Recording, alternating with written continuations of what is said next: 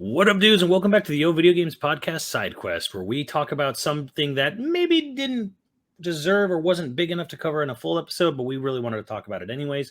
It's also a great place for you guys to give us questions, and then we can give you full answers, or bigger answers than normal than just a Q&A. So yeah, it's just sort of like a win-win for for everyone who's here listening. At least And we it's try to make it that way. it's a good place for controversial topics.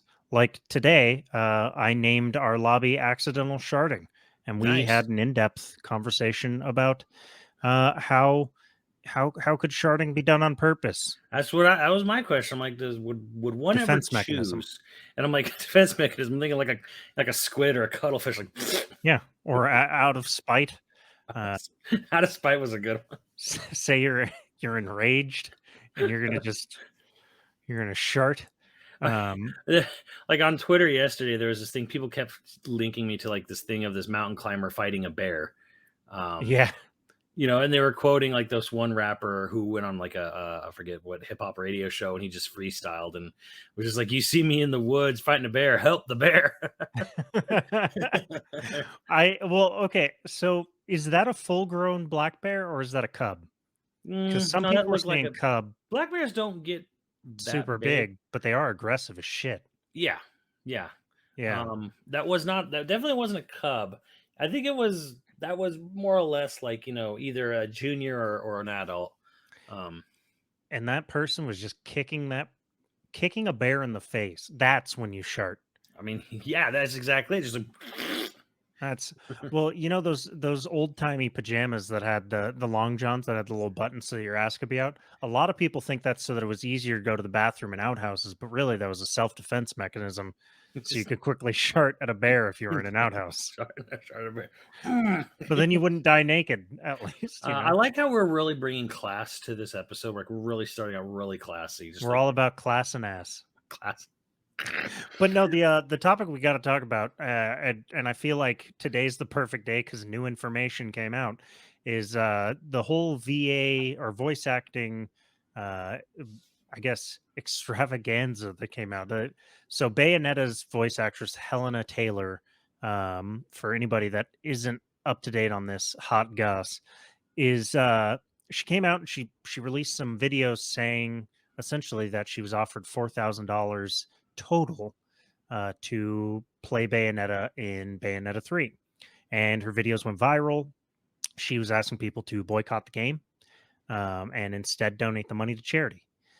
And this snowballed because it went viral, and everybody was attacking Kamiya, of all people, who my understanding had nothing to do with this at all, but is the biggest name at Well, Platinum. and So I guess. in the third video, she talked about how she reached out to Kamiya specifically. Right. So okay. So I trying missed to that.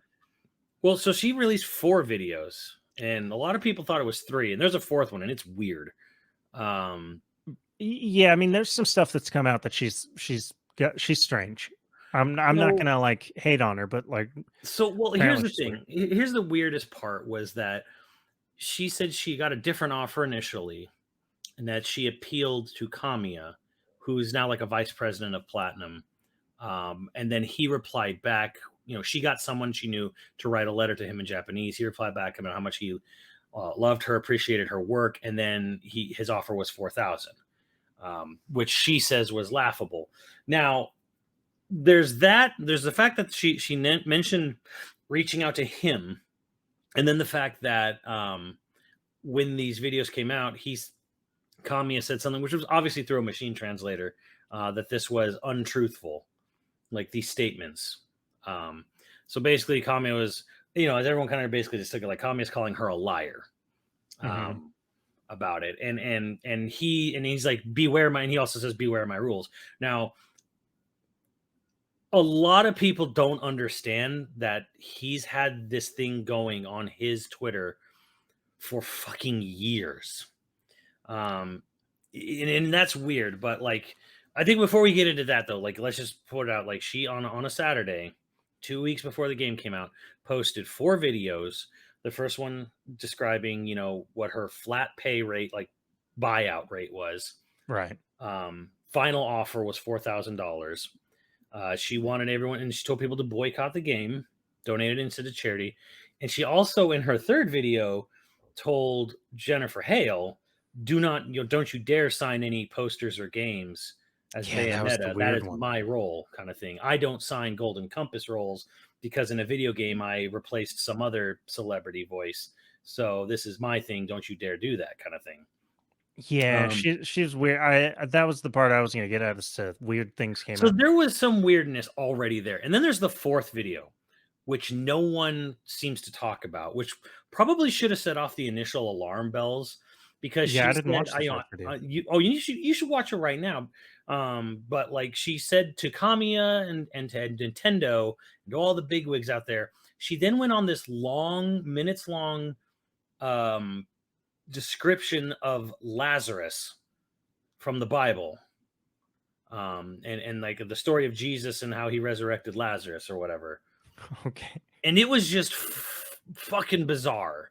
Like I don't even know what the point was because like I know, as someone who grew up in the church, I know about Jesus and Lazarus, but I'm like I'm not even sure how that correlates to what she's getting at here, or what she was, to the boycott, to like to being underpaid, to all this other stuff.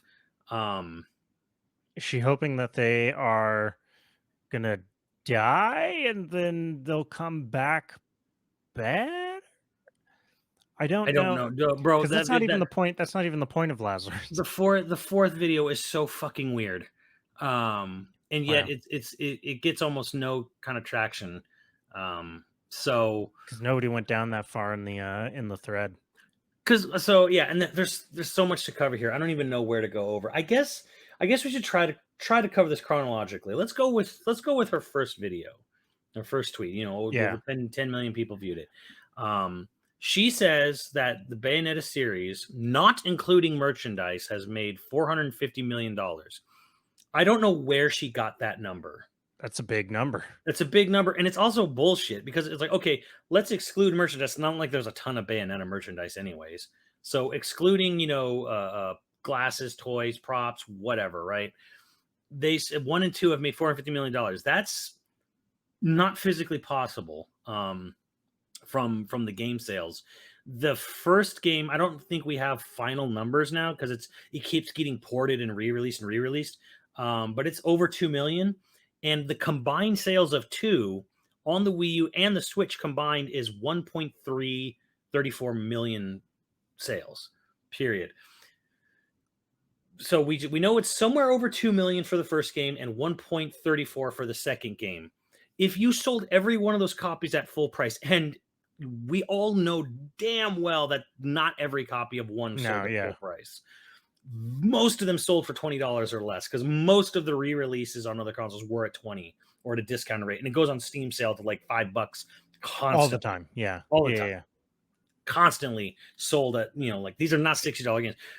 You would need to sell 7.5 million copies of 1 and 2 combined to get to $450 million, and that's not even counting the fact that like when you buy a physical copy of a game, like the first game came out on 360 and PS3, that $60 is not all going to Sega or to Platinum. Like, Right. Yeah. it's going to all kinds of things, distribution partners, blah blah blah blah blah blah blah, stores. Cost of So discs. Yeah, everything.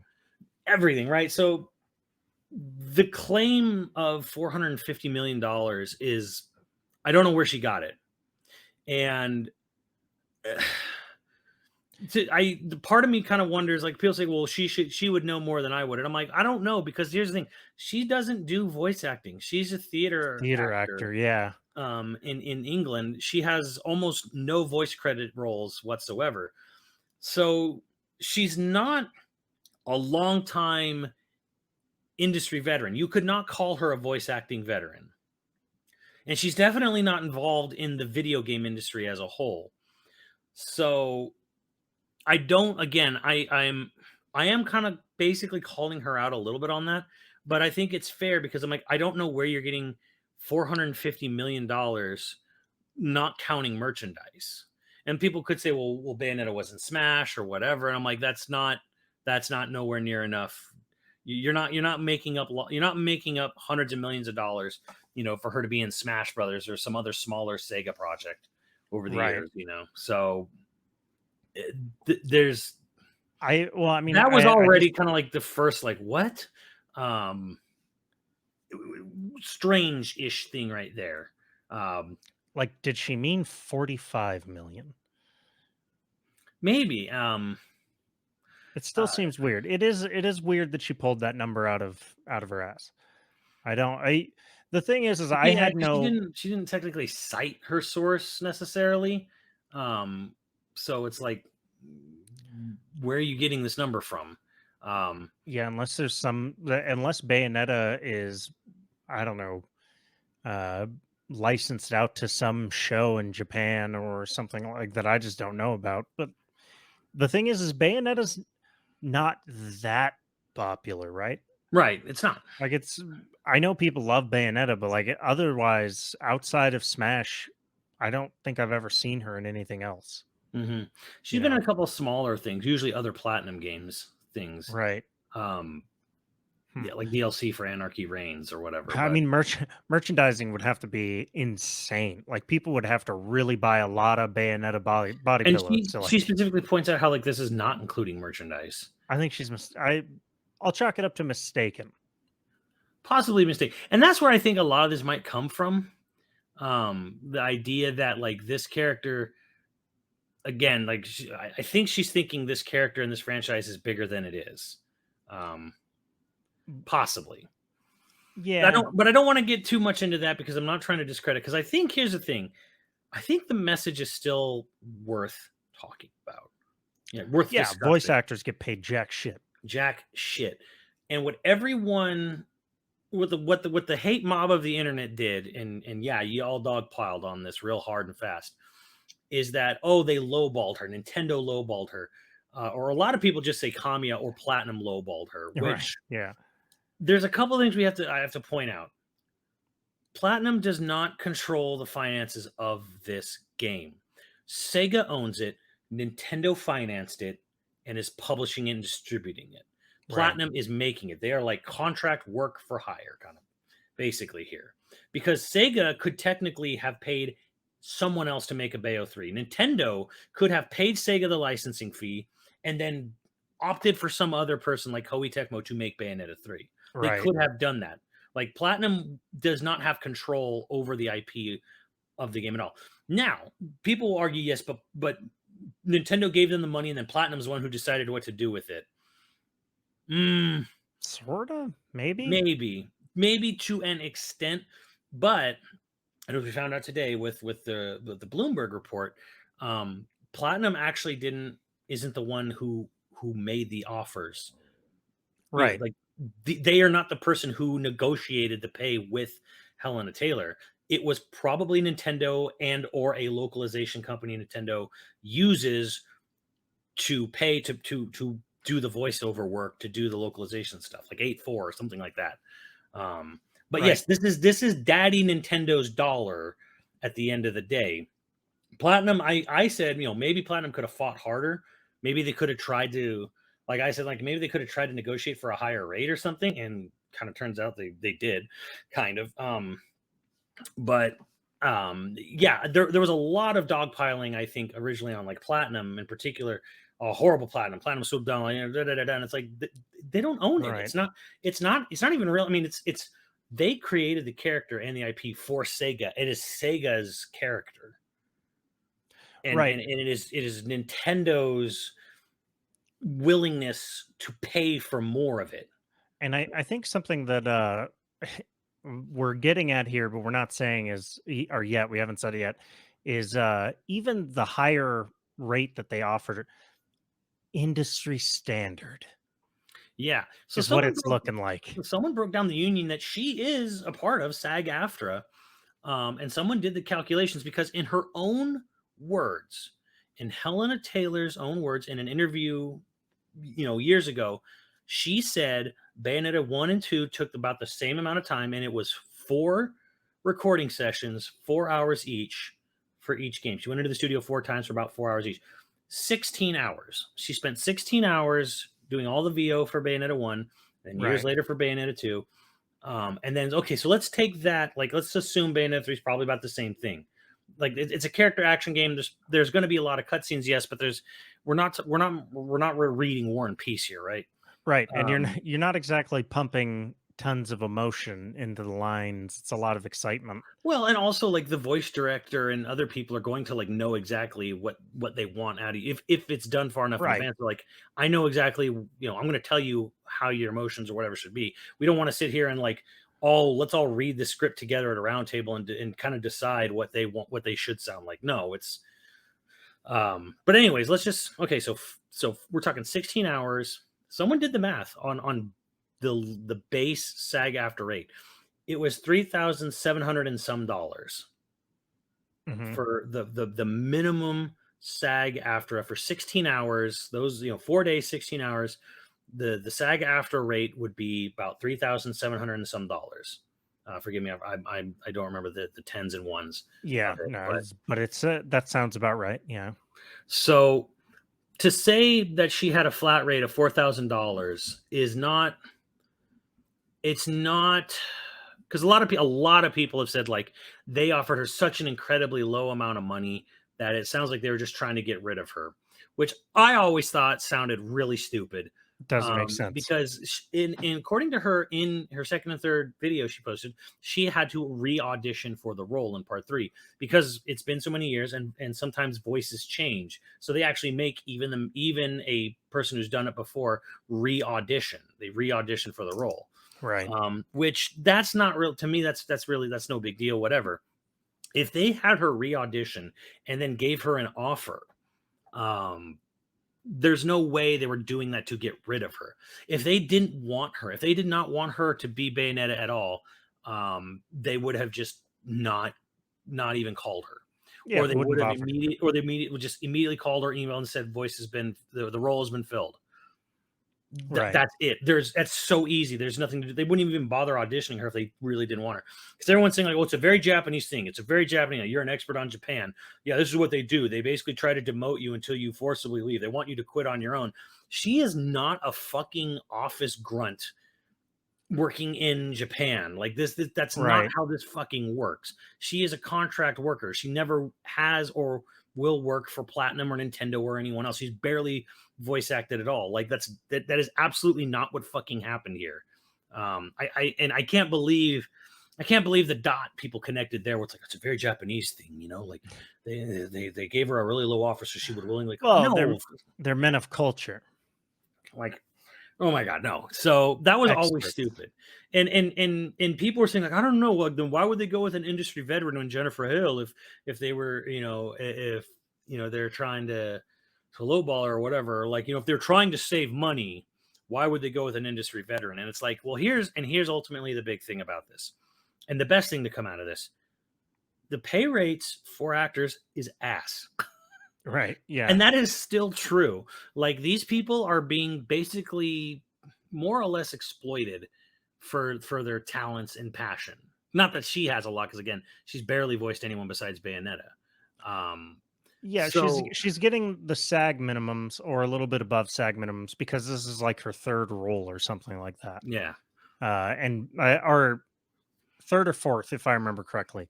And then there are other people that have come forward, and we know voice actors. And I used to when I was working in commercials, like you'd have to get voices to do voiceovers and stuff yeah, like that.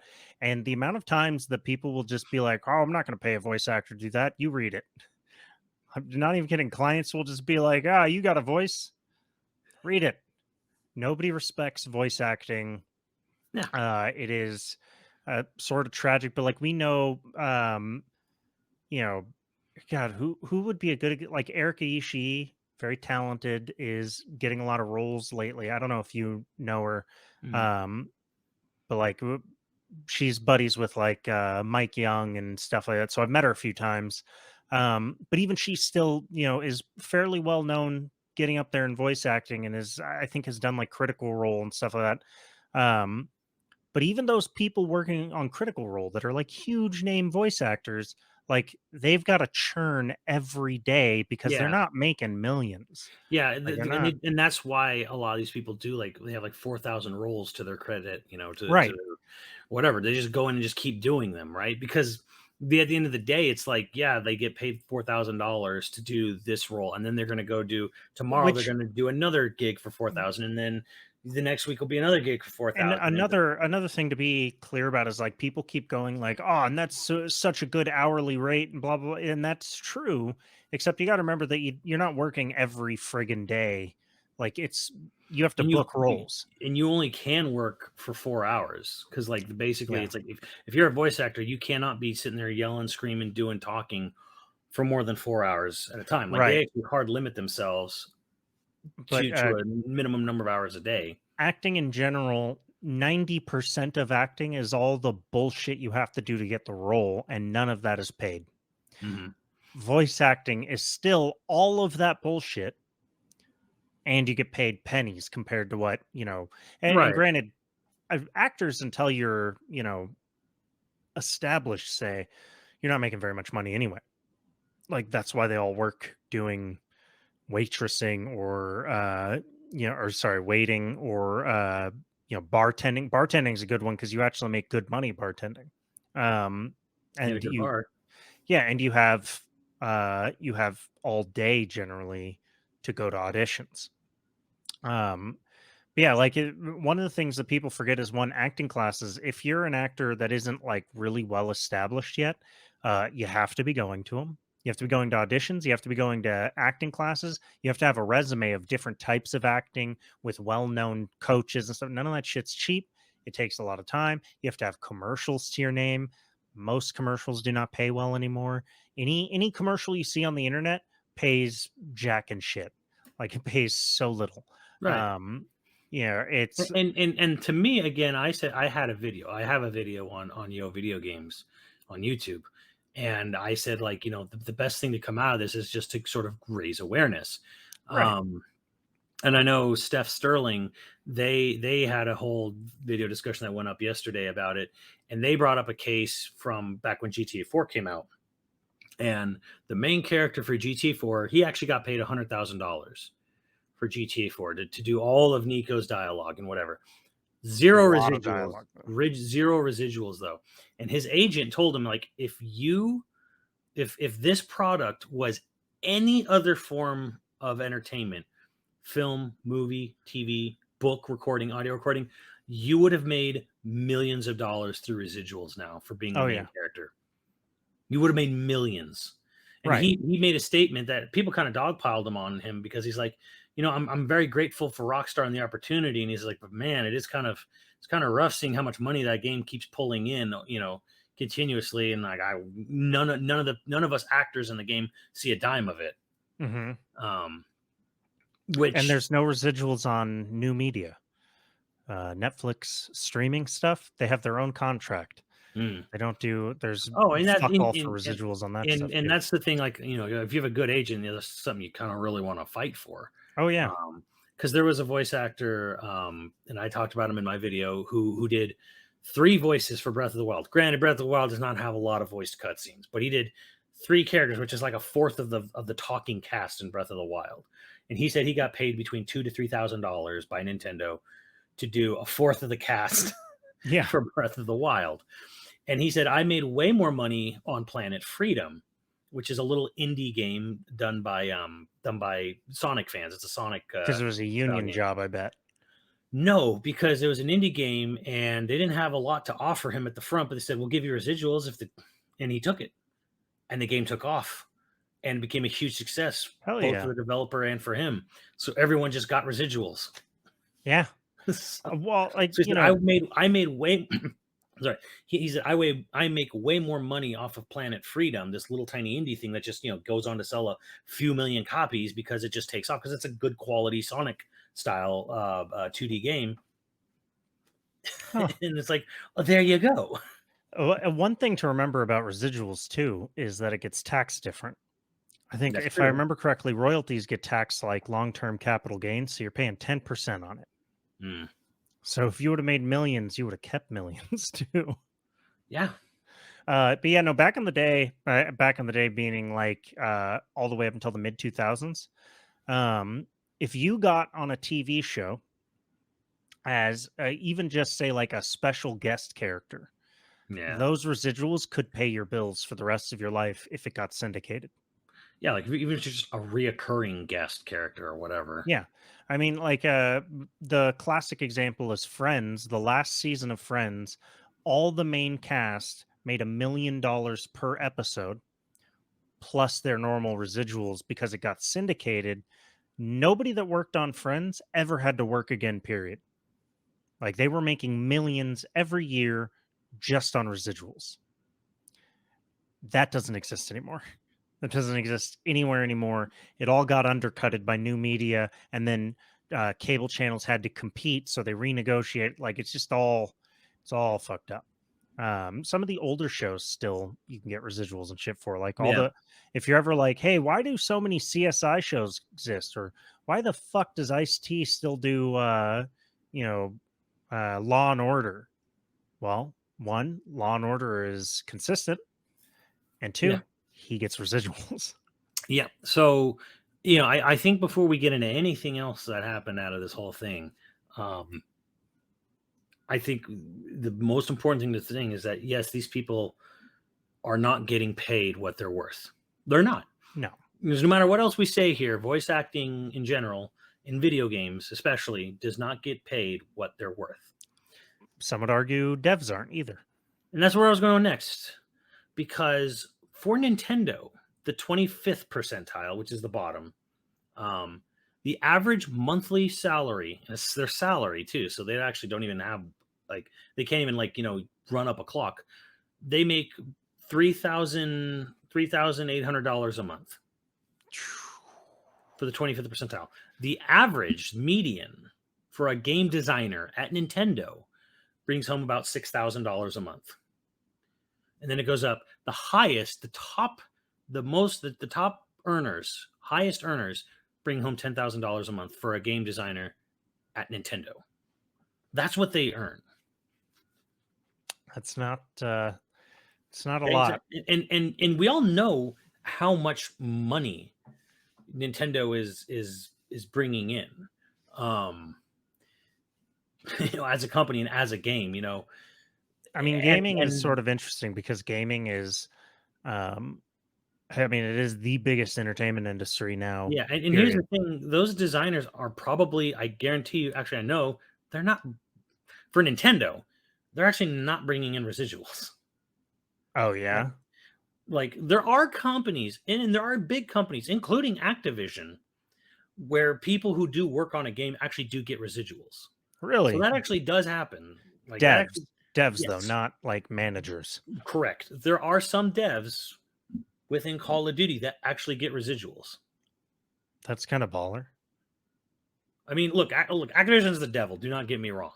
No, but if they're given residuals, it's But to my knowledge, with Nintendo in particular, I don't think any of these developers, just general level programmers. Now, I might be 100% wrong in this, but this is what to my understanding, at least with Nintendo, these people are not making residual money right. um, off of it. And in fact, much of Nintendo's wealth doesn't even really go to a lot of. I mean, it goes to like maybe like the managers, whatever. But Iwata was making like $1 to $3 million a year when he was alive and president. Yeah, not amazing for a CEO compared to Western Yeah, standards. someone who's Where probably in like the top 5 richest companies in Japan, right. or highest profit earners. He just didn't bring home that much money, and he was the head of the fucking company. Granted, CEOs here shouldn't be making the kind of money that they're making. No, It's absolutely not. bullshit, but it is a good perspective. Now, granted, when you look at what a dev at Nintendo's making in a month and compare that to the $4,000 she was offered, you're like, oh, that's great for her.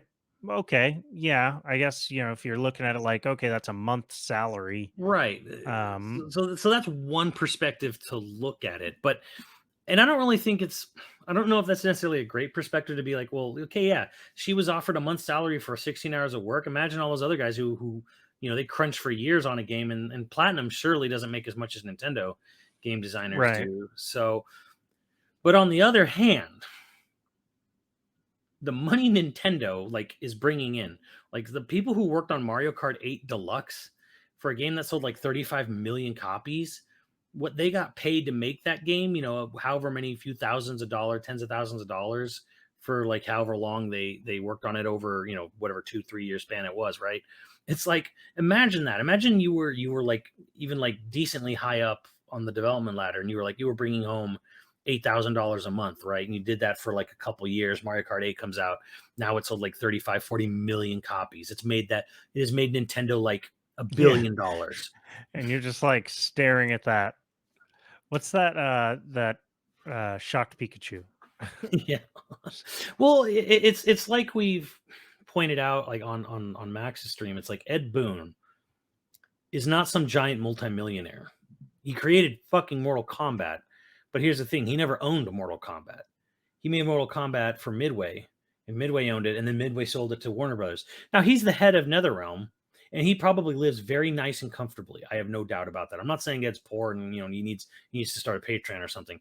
I'm just saying that like Mortal Kombat has made billions and billions of dollars, and Ed Boon and John Tobias are not billionaires. They're probably not even multimillionaires.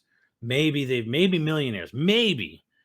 I'm sure Um, they found their way, keeping them interested or keeping them on board. I'm sure they found their way to right. make And, money and in that. and this But isn't a pity party for Ed or anything like that. Because again, no, he's but probably living well off. But it's just kind of like the fact of like this is a multi-billion-dollar franchise that has survived for decades and continues to make a shit ton of money, and its creators don't see that.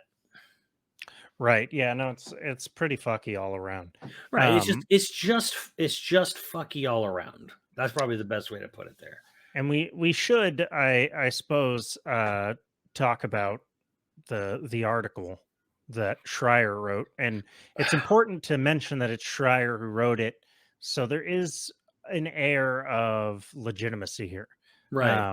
But There were two other people that came out and corroborated his story. VGC and then I think Tom Warren as well today. right, the one thing that I think is important to point out about Schreier's article, and even though again, yes, he adds legitimacy and stuff, it's still sort of he said, she said, because the people who said it happened and showed documentation of it happened only did so on, you know, basis of anonymity, which means that they could have just said whatever the fuck they wanted. And yeah, Schreier is saying, like, yeah, the sources are good, but Yeah, I mean, eh, and he's defended it too, where he is saying like there is a whole process we do. We don't just say does this look good. They actually like they go and they have a method of verifying it as well.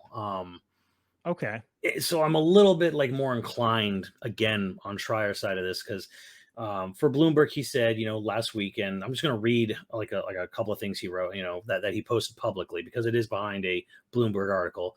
Bayonetta former voice actor called for fans to boycott the new game, saying she was offered just $4,000 to work on it. Her Twitter videos went viral and stoked a debate over voice actor wages, but the full story is much more complicated. Platinum offered Helena Taylor between 3K and 4K per session for at least 5 sessions, according to 2 people familiar with the deal and documentation viewed by Bloomberg. In response, the people said Taylor asked for a 6-figure fee and residuals. Negotiations fell apart. It's not on here, but he also says like she was later offered and this is probably where her 4K thing comes from. She was offered to do a small cameo bit like for 1 session for right, $4,000 after this. right, Taylor denies this account. In an email to Bloomberg, she called that version of events an absolute lie and said that Platinum is trying to save their ass and the game. right, Taylor's videos have received more than 9.5 million views on Twitter and led to a deluge of calls from fans and pundits to boycott Bayonetta 3. But accounts and evidence reviewed by Bloomberg make it clear that those videos were not the whole story. Taylor's videos also led to a barrage of Twitter vitriol and harassment toward Platinum developers and new Bayonetta actor Jennifer Hale, who put out a statement saying she could not comment and subsequently retweeted a telling thread, which that's a whole other thing else we can get into. David Hayter and Jennifer Hale. David Hayter's come basically to Jennifer Hale's defense, and Jennifer Hale did point out a whole thing by Ben Diskin talking, basically his side of thing from being on the inside. It is unlikely that the full story will get as much traction or as many eyeballs as the original Twitter videos, which, in my opinion, raises some interesting questions about pleas to emotion and how information is disseminated in the social media age. Right. So again, lots to unpack here. I'm not sure where's a good place to start, but I'll just go with it right away. About a year ago, someone tweeted to Helena Taylor asking about, when they finally re-revealed Bayonetta 3. And she basically told people, you're going to have to get used to me not being Bayonetta. She knew a year ago. She knew at least a year ago that she was not going to be in this game. She strategically waited, knowing full well that she wasn't in it, for 2 weeks before the game's release to put out a video asking people to boycott the game. Right. Which the boycott always seemed a little weird to me, because there are hundreds of people, or at least 100 or so, who worked on this game for 5 years. And to basically say, like, you didn't pay me well enough, you need to boycott this game. Which, again, she probably has no idea about the average salary of a Japanese game designer. But all of those people were getting just as screwed over by the system as she is. But because she was, boycott the game. Right. Which, again, the boycott is also weird because, like, what do you think a boycott tells Nintendo and Sega? That they should have hired Helena Taylor? No, it's just going to tell them people don't like Bayonetta anymore. It's kind of a lose-lose situation there. Or more likely, we shouldn't work with Western voice actors anymore. Yeah, and she even said in her own videos that she was breaking NDA, telling you all this. So it's like she literally broke a non-disclosure agreement. Yeah, she's not working again. Yeah, she's definitely not working again. So it's like, yeah, she is kind of like nuking her whole career here. So it was kind of like, like the boycott always struck me as a little odd.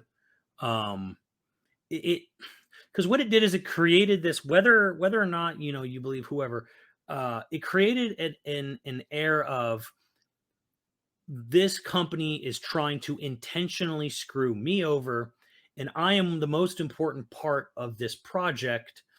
You should boycott it to not support this company.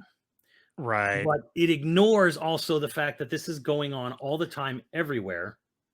So her not getting paid a lot of money for something, if we take her word for it as a strict 4,000 flat rate, her not getting paid, a good enough salary or wage for this game, is somehow more important than every other game, which is also pulling the same crap on everyone. Well, I do think that that's a legitimate criticism here, is where it's like, she's not being a white knight. She's not, she's not doing this to raise awareness of people not getting paid well. She did this out of spite. Yeah. Is what it looks like. And granted, I didn't comment so much on any of the voice actor stuff because I don't know a ton about what was going on. My one comment was about Kamiya seems like a dick, and that's why he's off Twitter. He's not. He was off for a few hours. Yeah, he came back, like, I think literally like less than an hour after I had said that he was back. Yeah, he apparently he was just trying to, like, figure out how he could, like, I don't know, make anonymous. I don't know. He was looking at what it was. I don't know. He's always been a weird asshole on Twitter. Right.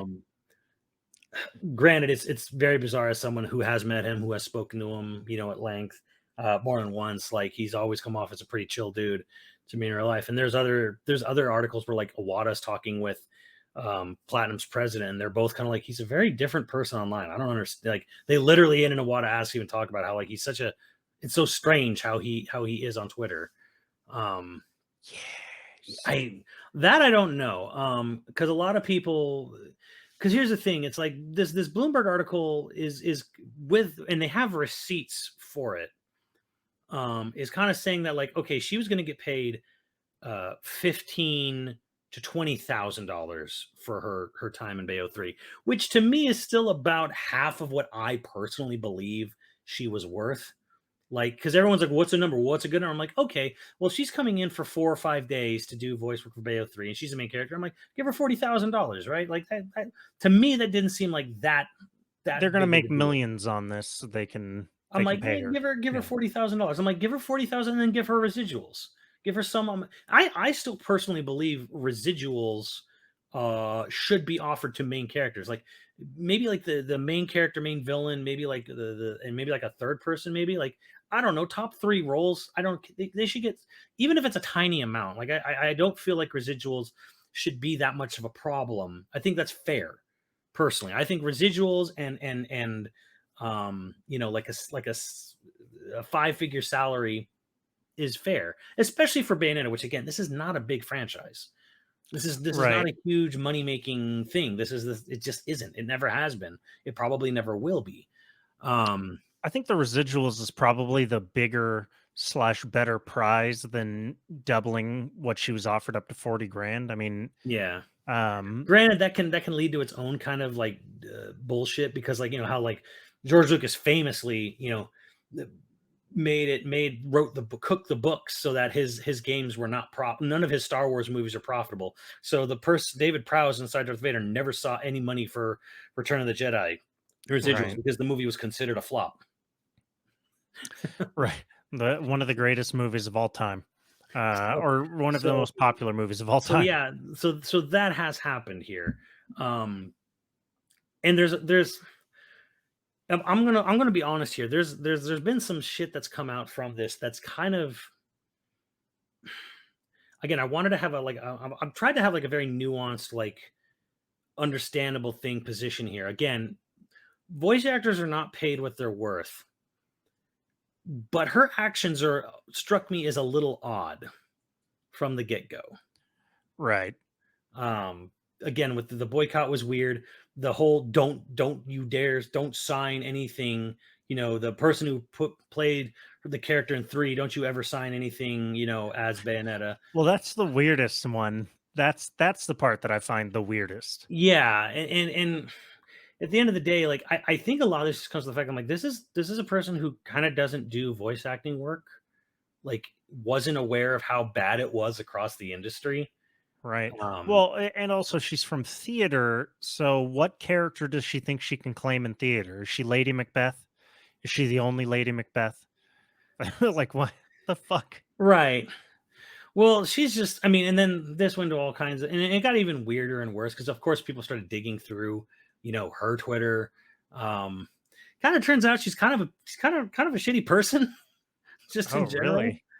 I Yeah, didn't know about that. I knew that she like had the weird rant about not being Bayonetta, don't sign as Bayonetta yeah, or shit like that. No, I saw a comment on Twitter and I don't know how real this shit is, but actually, I mean like I know this concept is real, but um for actors, I guess they can like charge for signing shit. mhm. And so like it becomes a later on in their life, it becomes a way of having Yeah. retirement money basically as Oh, they go it's to how a lot cons of, and and a sign. lot of people's voice actors, like I don't make nearly as much voicing as I do from going being a guest and doing charging for signings.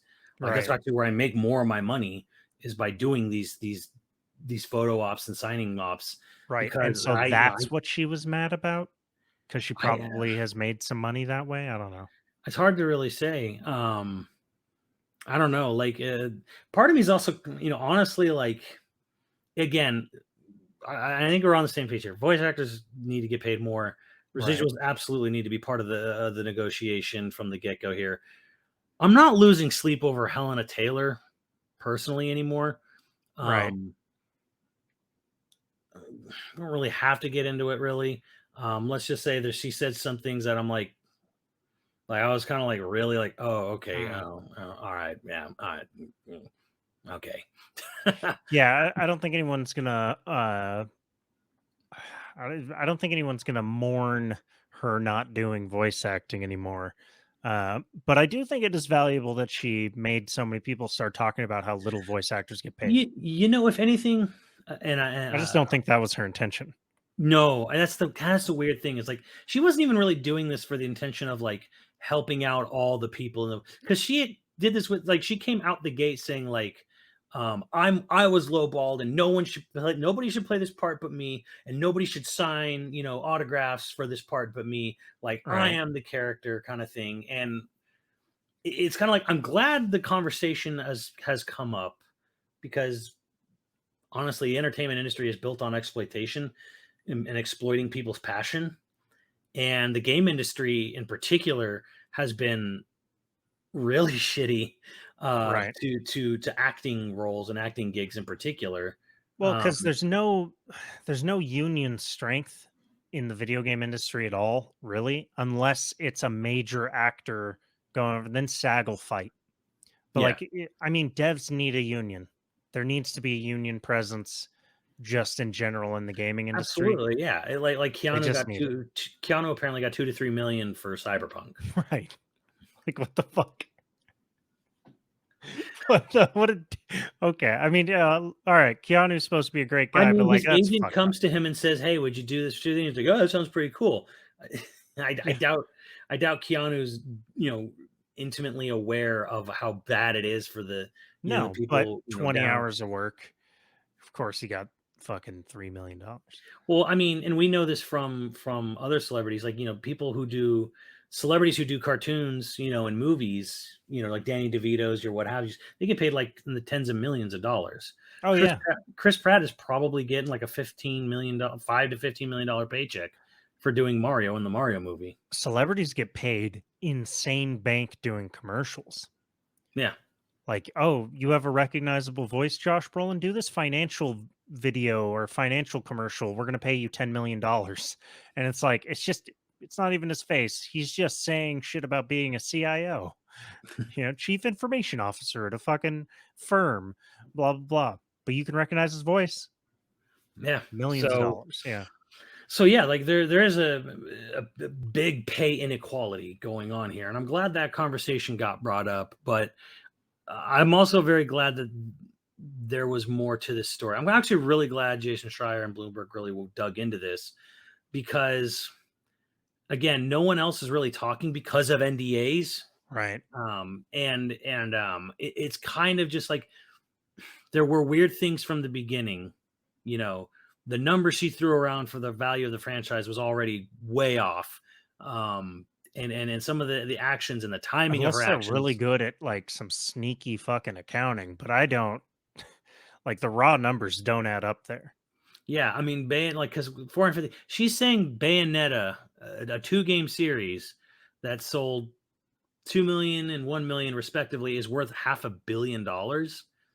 That's pretty that's a good I'm, so- game. I'm sorry, what? That's Like solid ass again, game.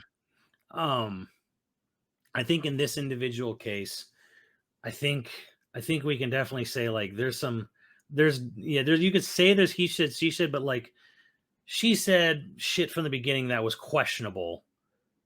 Investigative journalists dug into it and said, "Oh, it absolutely is."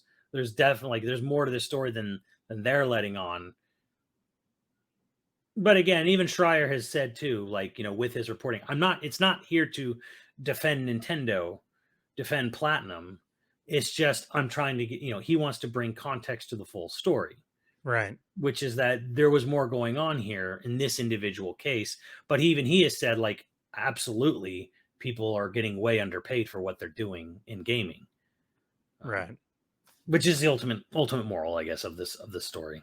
Well, that wasn't necessarily a side quest. That was basically a full episode almost of a podcast, but I think it was a good one to jump into. And I mean, hopefully, patrons, you think so too. Um, maybe more dick jokes and sharding jokes next time. I guess that was. Yeah, we tried to And, ease you in with some humor, and then and then here's serious business. here's Um, his business. Yeah, we generally try to do more fun stuff with the side quest. but I do think as like a final thought for it is it's hard not to or it's hard to remember all of the bullshit you have to do in any entertainment industry that is unpaid. So when people say like, "Oh, she's making $1,000 an hour if she's only there for 4 hours for 4 grand," uh, just also remember that there's 100 hours that you don't get paid for as an actor. All the bullshit, all the auditioning, all the meetings, all the back and forth, the negotiation. Like there are hundreds of hours of any type of entertainment industry work that's unpaid. Um, Not to say that $4,000 wouldn't be great. I'd love to make $1,000 an hour. I'd probably suck dick for that kind of money. Probably. Well, I'm not saying I will. I'm saying probably. I'm saying maybe. All right. But I don't know, Andrew. Let me save up 1,000. I was trying to think, why isn't there a voice act? Hey, thanks, man. You saying these are $1,000 lips right here. Why isn't there a voice actors guild? And I was thinking, like, why isn't there a voice actors guild? Well, there Yeah, is because then they'd be known SAG-AFTRA. as VAG. Wow. Well, I think they all fall Oh. under SAG-AFTRA, which is what there is a union that voice No, actors yeah. are part of. Yeah, SAG after covers everything, but it'd be great if there was VAG after. I would fucking love that. I would be in that guild immediately. That would be the most Andrew just fun. wants to be part of the union because it's called VAG. Yeah. Well, That's it. He's be a not part of what actually you in love. it for the voice acting. I just want to be a card-carrying member of the VAG. VAG after. I forget what AFTRA mean. American Film Actors and Film, television. I don't film and theater actors. know. Okay. I think, if I remember correctly.